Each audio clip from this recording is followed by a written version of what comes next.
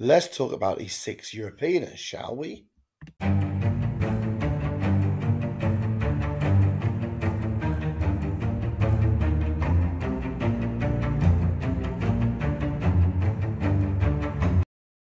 In 6th place, we have the German sensation, the German powerhouse, Roman Fritz. Now, I'm not putting him 6th because I think he's rubbish. I'm not putting him 6th because I think he's the worst. I'm just putting 6th in regards to clinical mental thinking. Now, Theo has beaten him twice in the last 2 European tour shows. Now, I think he's going to carry on that trajectory and beat him again at the Olympia. Now, Roman Fritz is an absolute beast. The guy's done at least, what, 5 shows this year? 5.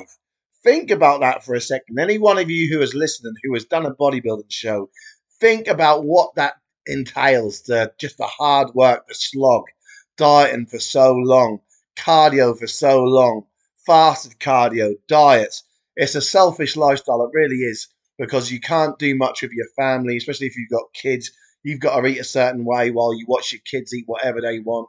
It's a hard lifestyle, so credit to him for the mindset and mentality he must have to push himself that hard.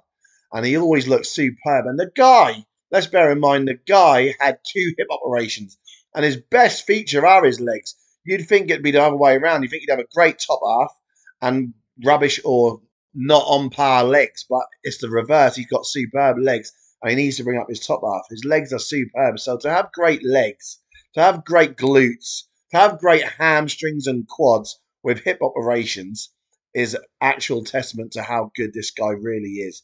The guy is flawless, and the guy is dedicated, and the guy's got a great mindset and intensity to be able to carry on as long as he has in regards to shows.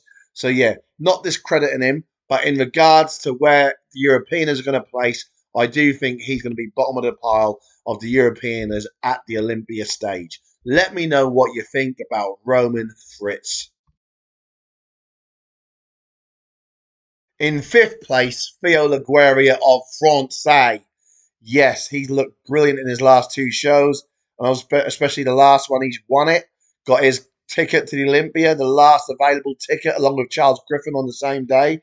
So big up them too. But yes, Theo I think, will come in just ahead of Roman Fritz. Why? Because like I said previously, in regards to Roman Fritz, he's beat him in his last 2 shows, and I think he'll carry on that ascendancy.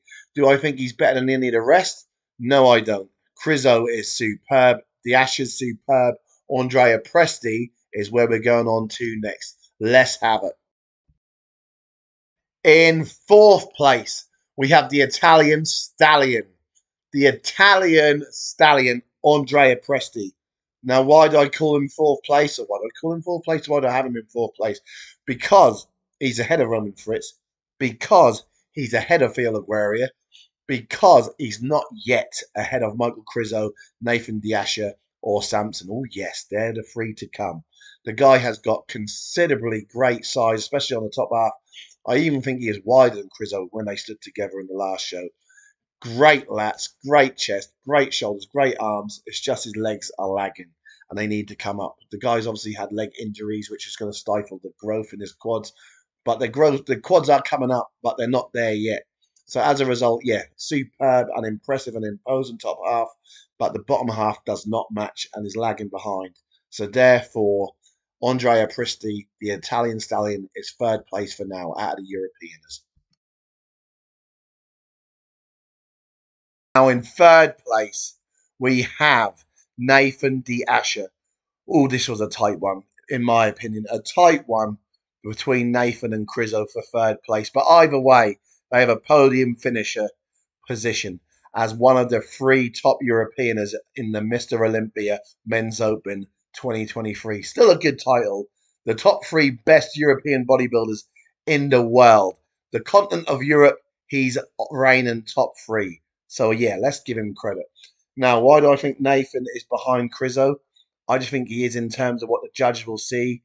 Nathan's so solid. His chest is unbelievable. His shoulders are great. I think he's got the best chest in the whole IFBB in regards to it doesn't shrink. When he does a front double bicep, you can still see mass on the chest. You can still see a thick shelf on his chest. The guy's got great chest.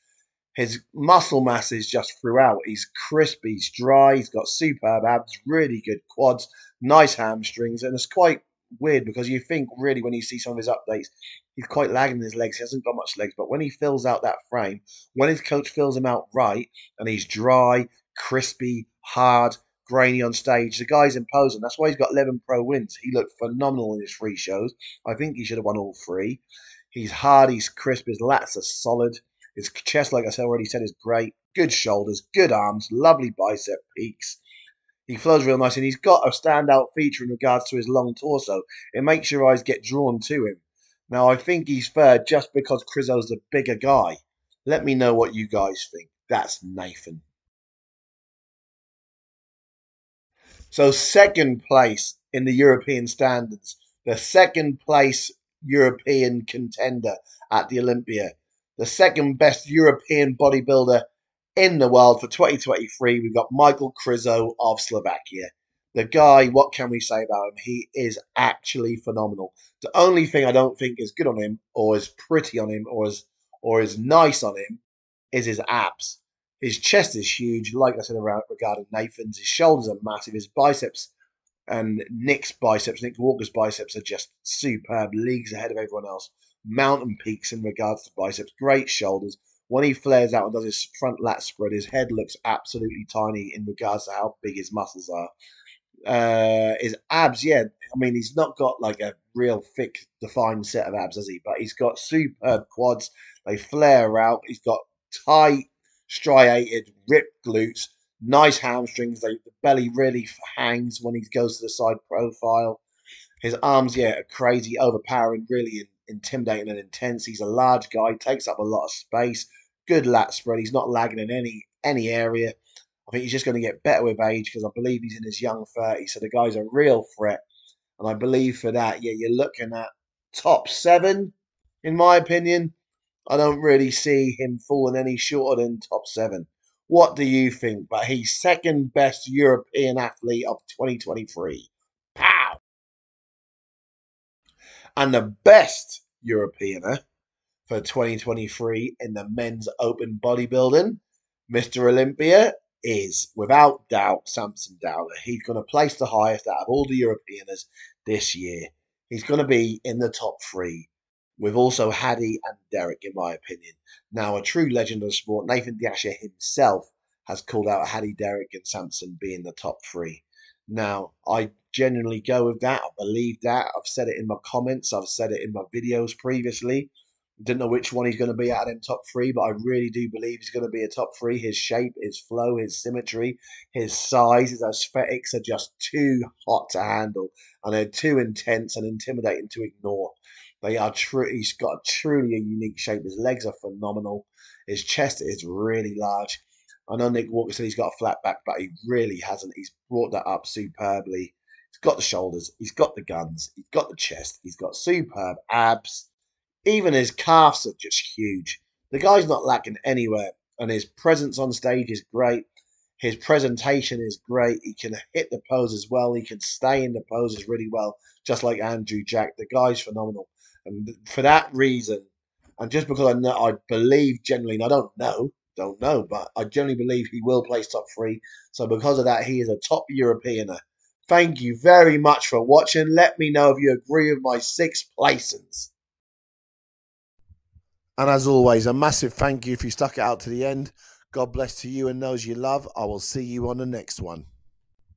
And you know what to do if you're here. Go on, click it. I dare you. I double dare you. Click it. Boom.